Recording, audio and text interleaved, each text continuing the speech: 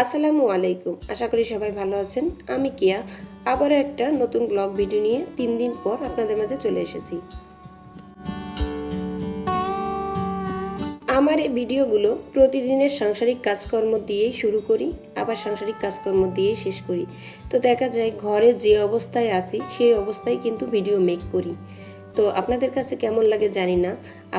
আপনাদের কাছে যদি ভালো লাগে, একটু অন্তরে জায়গা করে রাখে, তাহলে অবশ্যই আপনারা আমার পাশে থাকবেন। লাইক, কমেন্ট, শেয়ার করবেন আর সাবস্ক্রাইব করে পাশে থেকে যাবেন। এতে করেই কিন্তু আমি বুঝতে পারবো যে আমার সাপোর্টে আপনারা আছেন। আমরা যেহেতু সাংসারিক কাজকর্ম আপনাদের সাথে শেয়ার করি, মানে লাইফস্টাইল ভিডিও, তো দেখা যায় অনেকে আছে যে নিজেকে পরিপাটি করে তারপরে ভিডিওগুলো মেক করে, কিন্তু আসলে আমি সেই কাজটা করতে পারি না। এর কারণ হচ্ছে এই যে কাজগুলো দেখতে পাচ্ছেন, যে কাজগুলো আমি প্রতিনিয়ত করছি, এই কাজগুলো করতে গেলে নিজেকে পরিপাটি করে কাজ করা সম্ভব নয়। কারণ এটা সাংসারিক কাজ, এগুলো করতে গেলে আমরা যে অবস্থায় থাকি সেটাই করতে হয়। আর এই কাজগুলো করতে গেলে বেশিরভাগ সময় ফ্যান অফ করে কাজ করতে হয়। দেখা যায় অনেক বেশি গরম লেগে যায়। তো দেখা যায় আমরা বাসায় যে কাপড় পরে থাকি সেই কাপড় পরেই এগুলা আর কি আপনাদের সামনেই দেখাই। তো অনেকে হয়তো চিন্তা করেন যে কি অবস্থায় একটা ভিডিও বানিয়েছে, এটা কোনো রুচির ব্যাপার।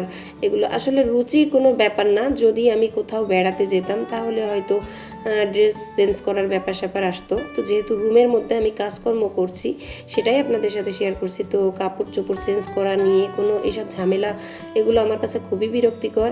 আমি ঠিক যেমন তেমনটাই আপনাদের সাথে শেয়ার করি। যাই হোক, কথা বলতে বলতে এই যে আমি আমার এই পুরাতন ফ্রিজটা পরিষ্কার করে নিচ্ছি। তো নতুন ফ্রিজ আনার পরে পুরাতন ফ্রিজটার কদর কমে গেছে, এটাই স্বাভাবিক। যখন নতুন কিছু ঘরে আসে তখন পুরাতন জিনিসের আদর যত্ন কমে যায়। তো আদর যত্ন অনেকদিন কমে গেছিলো, আবার একটু আদর যত্ন করে নিচ্ছি। আমি এই পুরাতন ফ্রিজটা একটু পরিষ্কার করে নিচ্ছি, আর এর উপরে ভিতরে আর কি আমি এই যে রেক্সিন বিছিয়ে দিচ্ছি। আমার যে রেক্সিনটা ছিল সেই রেক্সিনগুলো বিছিয়ে নিচ্ছি। আর এটা দিলে সুবিধা হয় কি, কোনো কিছু মাছ মাংস রাখলে নিচে এই যে পানিগুলো পড়ে না, বা যখন বরফটা ছাড়ানো হয় তখন খুব সুবিধাভাবে ছাড়ানো যায়। আর এটা অলরেডি পরিষ্কারও হয়ে গেছে। আর পরিষ্কারের মাঝখানে আমি কিন্তু ঘরটাও ঝাড়ু দিয়ে নিয়েছি, সেটাও আপনাদের সাথে একটু শেয়ার করে নিয়েছি। আর এখন যার এই ফ্রিজে যা যা ছিল সেগুলো আবার রেখে দিচ্ছি। তো এই ফ্রিজে দেখা যায় যা যা রাখা হয়, বেশিরভাগ মুরগি রাখা হয় আর ছোট মাছ, এই ধরনের কোনো কিছু রাখা হয়। আর এগুলো বেশিরভাগ পলিথিনে রাখা হয়, যার কারণে এই পুরাতন ফ্রিজে রাখি। এখন একটা কমেন্টে আসি। তাসলিমা ফেরদাউস আইডি থেকে কমেন্ট করেছেন, গত ভিডিওতে কমেন্ট করেছিলেন যে আমার এই ডাবল ডোরের ফ্রিজটা কোন ব্র্যান্ডের আর কত দাম নিয়েছে সেটা জানতে চেয়েছেন আর কি। তো এটা হচ্ছে হায়ার ব্র্যান্ডের, আর দাম নিয়েছে 1,35,000 টাকা। এটার হচ্ছে মূল দাম আছে 1,35,000 টাকা। যদি এটা আপনারা নগদে নেন 1,35,000 নিবে, আর নগদ ছাড়া যদি আপনারা কিস্তিতে নেন এর থেকে বেশি নিবে। তো এই ফ্রিজের দাম তো জানতেই পারলেন। অলরেডি আমি অনেক ভিডিওতে কিন্তু বলেছি, অনেক নতুন নতুন আপু ভাইয়ারা আমার সাথে যুক্ত হচ্ছেন।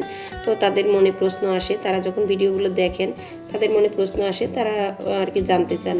তো আমার কাছে কিন্তু খুবই ভালো লাগে, আপনারা বারবার যদি একই কমেন্ট করেন আমি বারবার রিপ্লাই দিতেও প্রস্তুত। আমার কাছে খুবই ভালো লাগে আপনাদের কমেন্টের রিপ্লাই দিতে।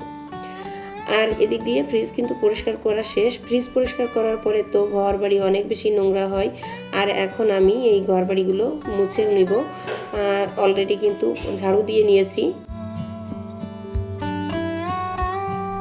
তো যে ব্যাপারটা হয়, যখন সুস্থ থাকি তখন মনে হয় গায়ে একেবারে এনার্জিতে ফুলফিল, আর কাজকর্ম করতে গেলে মনে হয় আমি আজকে একবারেই শেষ করে ফেলে দেবো কাজ, আর 1 মাসে কাজ করা লাগবে না, এমন স্পিড বাড়ে। তো এই অবস্থা এখন, এই যে দেখতে পাচ্ছেন আমার স্পিড এমন অবস্থা যে আজকেই আমি কাজ সব শেষ করে ফেলে দেবো। তো এই ভিডিওটা করা হয়েছে বেশ কিছুদিন আগে, আর এত স্পিডে কাজ করেছি, মানে এত এনার্জিতে কাজ করেছি, একদিনে অনেক অনেক কাজ করেছি। কাজ করার পরে তারপরের দিন একদম চিৎকার হয়ে পড়ে আসি, তার মানে অসুস্থ হয়ে পড়ে আসি। তো এই অবস্থা আমার, যখন এনার্জি ফুলফিল থাকে আমি খুব কাজ করি, আর কাজ টাজ করার পরে অসুস্থ হয়ে পড়ি। তো যাই হোক, আমার এই ভিডিওটা করার সময় আমার বুয়া খালা ছিল না, মানে একবারে আমি বুয়া খালা বাদ দিয়ে দিয়েছিলাম রাগের জন্য। তো আমার অবস্থা হয়েছিল এরকম, চোরের উপর রাগ করে মাটিতে ভাত পেড়ে খাওয়া। তো আমি আসলে যে কাজটা করতে পারবো না সেই কাজটা করি মাঝে মাঝে, যেমন যে নিজের কাজটা, এই যে ঘর বাড়ি পরিষ্কার করাটা একার সম্ভব না। তো মাঝে মাঝে বুয়া বাদ দিয়ে দিলাম, আবার নিয়েছি, আর নিয়ে এখন মোটামুটি ভালোই কাজ করছে বুয়াটা। তো যাই হোক, দেখা যাক কি হয়। আর এদিকে দেখেন, এই ফ্রিজ পরিষ্কার করতে গিয়ে কচুরমুখী রাইস কুকারের ভিতরে দিয়ে সিদ্ধ করতে দিয়েছিলাম, যে এটা কিছুটা সিদ্ধ হলে খোসা ছাড়াতে সুবিধা হবে, তখন আমি রান্নাটা বসাবো। তো যে ব্যাপারটা হয়েছে, রাইস কুকারে দেওয়ার পরে একদম ভুলে গেছি যে আমি কচুরমুখী সিদ্ধ করতে দিয়েছি। তো কচুরমুখী তো আমার কাছে অনেক বেশি ভালো লাগে, কিন্তু এরকম ঘেঁটা কচুরমুখী একটু ভালো লাগে না। এখন ঘেঁটা কচুরমুখীটাকে কীভাবে একটু শক্ত শক্ত করা যায় সেটাই আপনাদের দেখাবো। তার জন্য আমি ছুলে নিচ্ছি খুব সাবধানে, যাতে একেবারে নষ্ট না হয়। এতটাই সিদ্ধ হয়ে গেছে, মানে এটা এখন এইভাবে ভর্তা করেই খাওয়া যাবে। তো যেহেতু আমি রান্না করব চিংড়ি মাছ দিয়ে, তো কিভাবে রান্না করলে এটা শক্ত থাকবে দেখেন, এটা ছোলার পরে কি একটা অবস্থা। তো যেটা আমি করলাম দেখেন, আমি এরপরে তেলটা দিয়ে দিলাম গরম কড়াইয়ের উপরে। আর গরম কড়াইয়ের উপরে তেল দিয়ে আমি যদি এখন সরাসরি রান্না করতে যাই, তাহলে এটা পুরো ডাল হয়ে যাবে, ভর্তা হয়ে যাবে। তো আমি যেহেতু আস্তে আস্তে রেখে রান্না করব, তার জন্য একটু লবণ দিয়ে নিলাম, আর এর ভিতরে একটু লবণ আর হলুদ দিয়ে নিলাম। এখন ভালো করে আর কি কড়াইয়ের চারিদিকে লাগিয়ে নিলাম, যাতে করে সব জায়গায় লেগে যায়।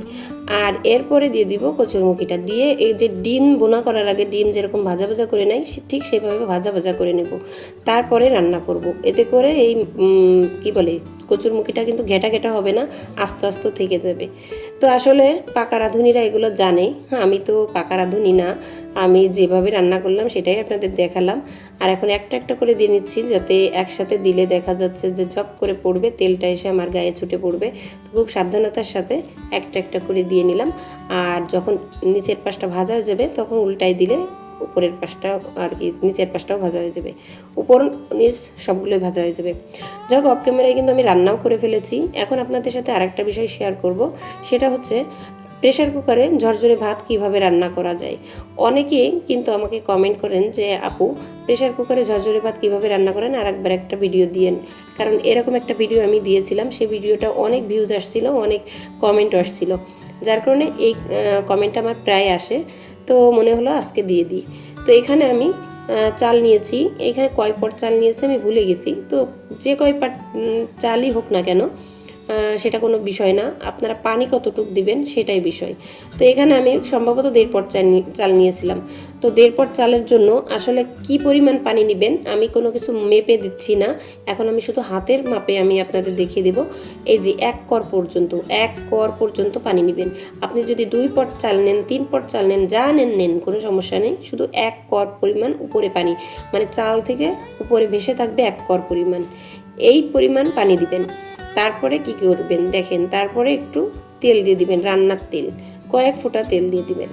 কয়েক ফোঁটা তেল দিলে দেখবেন এর তেলের কারণে এই ভাতটা আঠালো হবে না, এই ভাতটা থাকবে ঝরঝরে।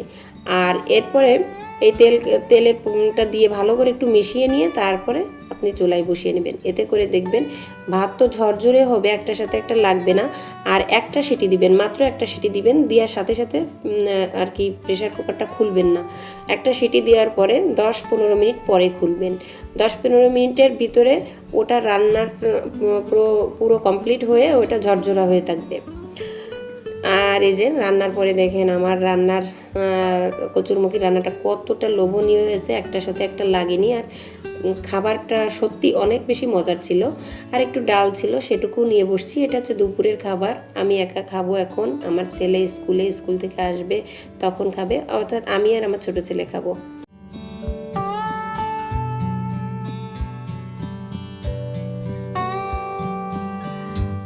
এদিকে রান্না করছিলাম আমি, আর ওয়াশিং মেশিনে কিন্তু কিছু কাপড় দিয়ে রেখেছিলাম। তো ওয়াশিং মেশিনের কাজ ওয়াশিং মেশিন করছে, আর আমার রান্না বান্না কমপ্লিট করে আমি ডাইনিং টেবিলে দিয়েও দিয়েছি।